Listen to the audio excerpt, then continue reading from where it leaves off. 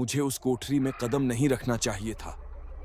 हम सिर्फ घूमने आए थे, हिमाचल की ठंडी हवाओं और पुराने किस्सों का मजा लेने। डग शाई की इस अंग्रेजों की जेल के बारे में सुना था, जहां एक आत्मा अब भी भटकती है। मुझे नहीं पता था कि यह मजाका मेरी सबसे बड़ी गलती बन जाएगी। गाइड हमें जेल के अंदर ले गया।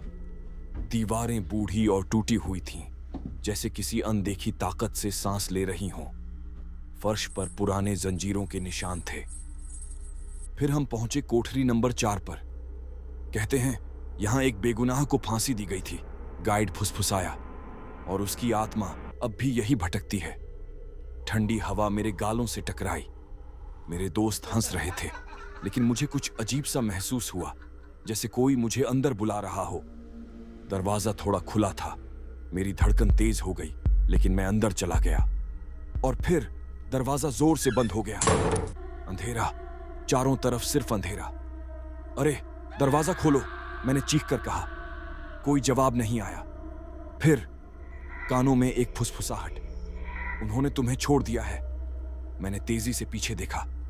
कोठरी में कोई नहीं था, फिर भी कोई वहां था। अंधेरे के एक कोने में वो खड़ा था।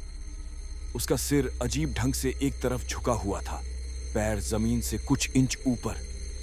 उसकी आंखें गहरी, काली और खाली मुझे घूर रही थीं। मुझे भी छोड़ दिया था, उसने धीमी आवाज में कहा।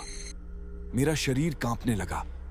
मेरी सांसें तेज हो गईं, लेकिन आवाज गले में ही अटक गई। तभी दीवारें हिलने लगीं, जैसे उन पर खून टपक रहा हो। अचानक मेरी नजर लोहे की सलाखों पर पड़े अक्स पर पड़ी, लेकिन वो चेहरा मेरा नहीं था, वो उसका था। मेरी चीखें कभी उस कोठरी से बाहर नहीं निकलीं। और अब जब कोई नया यात्री आता है, मैं धीरे से फुसफुसाता हूं, उन्होंने तुम्हें भी छोड़ दिया।